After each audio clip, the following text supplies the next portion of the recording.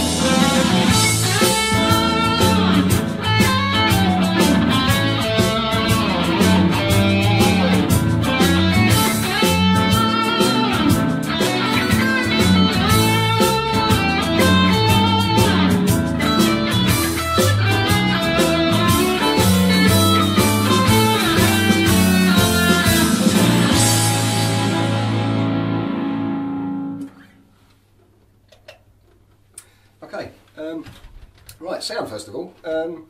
Since it's a bluesy track, you need a bit of distortion there and plenty of mid-range. That's the thing. I've actually gone for my bridge pickup with the volume pretty much flat out, and then the tone just backed off a little tiny bit to warm it up a little bit. But you can get away with quite a bit of overdrive. Plenty of mid, that's the key to this one. The other thing you need to look out for when you're doing this piece is when the last line at the bottom of the first page comes in, you've got a piano marking rather than a mezzo forte marking. So you need to make sure that you can get that sense of dynamics in there. Now, if you're using a lot of distortion, it's actually quite hard to get that dynamics. So what's a good technique to get used to doing is rolling off your volume control a little bit. So after the end of that, the last phrase, we've got that E note. Turn your volume down before you get into the next section. So you can really get a difference in the dynamics there. Okay, let's go back to the start for a second and have a look at the first couple of licks, because they're a bit tricky, and if you've not really played this sort of music before, the fingering can feel a bit kind of strange because you're playing outside of the pentatonic patterns that you're already used to playing. First little lick, you're going, because the chord over it, or underneath it rather, is an A7. And you're actually starting on a C note, which of course is actually wrong for an A chord. It's a flattened third, a minor third, rather than a major third. So you've got this, it's showing up the kind of ambiguity you get in blues music, where you're playing minor scales over major chords and vice versa. So you get this strange ambiguity in thirds, which is part of what lends this particular track its kind of bluesy feel. So what you need to try and do is think about playing in the fifth position, and you're going from the fifth fret with your first finger, doing a hammer onto your second finger, and then using your first finger to play the next two notes. So.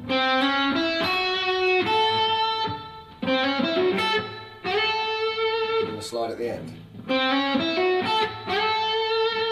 Right, next little lick. Again, it's got the same kind of idea in it, where you've got the little semitone kind of jump. So again, think about 8th position this time, starting with your 3rd finger, then 1st finger, then 2nd finger, and back to your 3rd finger. And the last note, jumping back down to your 1st finger again.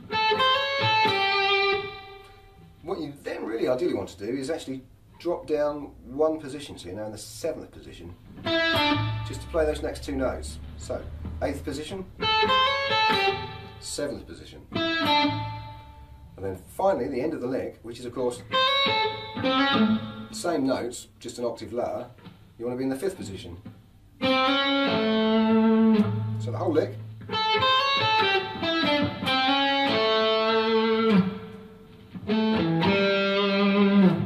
And the other thing is, of course, it's swung, okay? So make sure you get that nice kind of swing feel to it.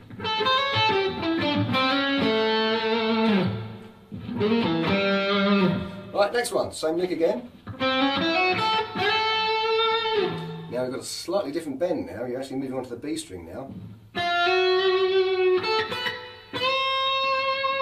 Now that bend on the top string there you may find quite tricky, but just practice it and you get used to it.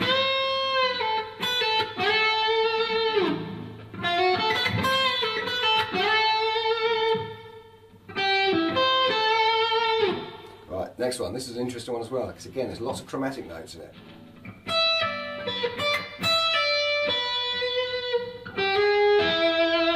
So to do that little section at the end there, again you're starting in the 8th position, and actually use your 1st finger to cover both the B and G strings.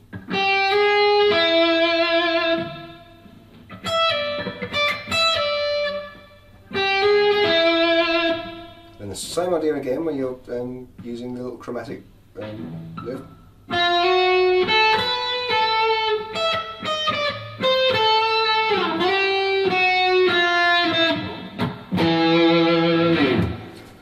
Okay, into the piano section now. It's just a basic blues kind of shuffle rhythm basically. So all you need to do, think about your position again. So your hand should be in the 2nd position for the 1st chord. So using your 1st finger to form the basis of an A chord, even though you're actually is tabbed out as just being the 1st fret, you can actually use your 5th and bits and pieces in there and actually structure the A chord a bit more.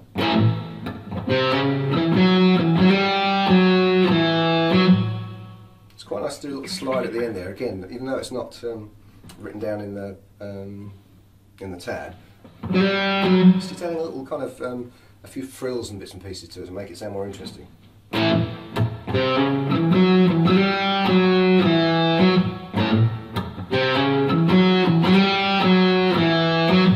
same thing up a string. Back down again. Then we're up to an E basically, so it's the same pattern but everything's 2 frets higher. Back to A again. Right, okay, guitar solo now.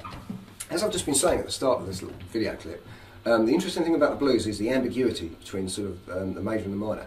So there's nothing to stop you when you come to your solo from using both major and minor pentatonic scales.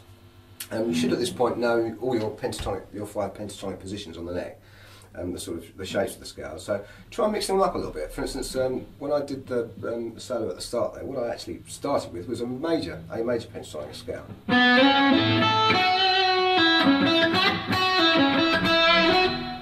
And then you can maybe mix in a bit of minor pentatonic.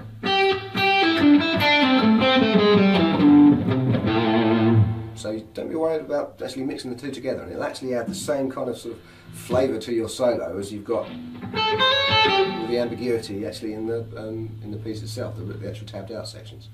Now, first time through the section is your guitar solo. Second time through, you've got to accompany the piano solo. So it's quite important that you're not overplaying and doing something that's overbearing and smothering the other instrumentation. So again, what you need to try and do is to back your volume down a little bit and keep it quite simple, quite rhythmical. You could use a couple of notes per string. You know, I'm basically the outside two notes of an open A chord there, and I'm just picking one note with my plectrum on my finger. And because of that ambiguity with the blues, you can maybe drop a little semitone drop in there, or can maybe slide up to the A in the 5th position. When it comes to the D, you can use the same idea. Maybe move it around within scale. Back to A again. E. Back to D. Then there's a classic little blues lick that you could add here, which is just running down chromatically. So you can start off with an E on your G string at the 9th fret, and then 1 fret higher on the B string, and then just move chromatically down from the E.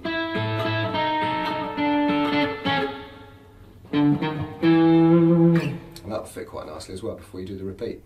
Okay, I'll run through it a second time now with the backing track slowed down a little bit.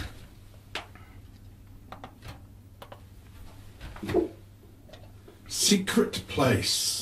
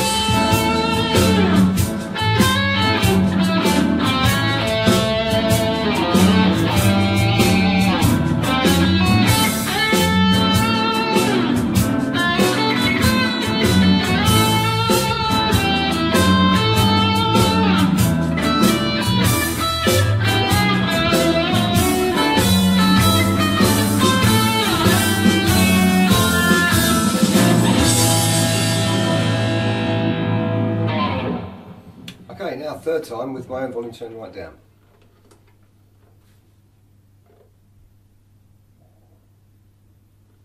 Secret place. 1, 2, 3.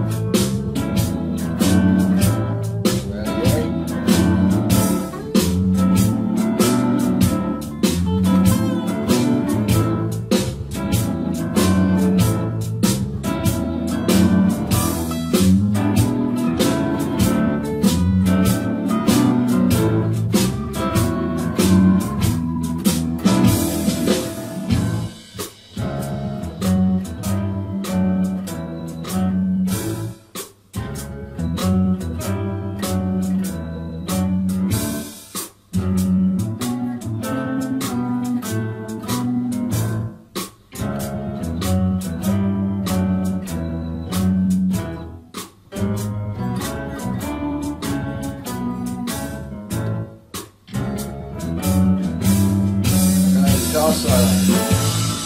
A7.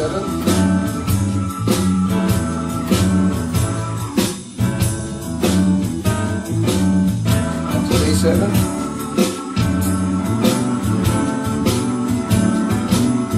And to A7. E7. G7. And 7. E7. Round again, so your accompaniment is done. A7,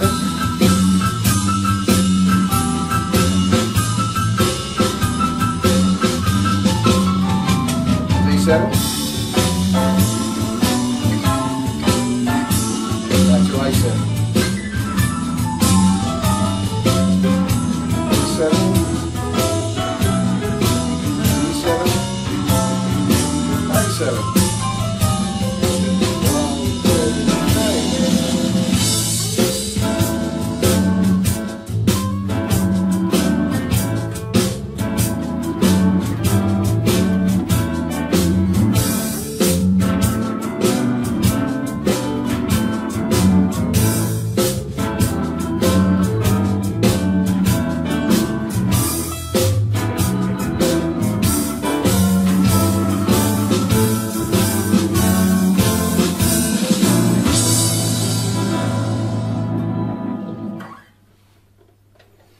There we go. If you've got any questions, please post them on YouTube and I shall do my best to answer them for you. Hope that's of some help.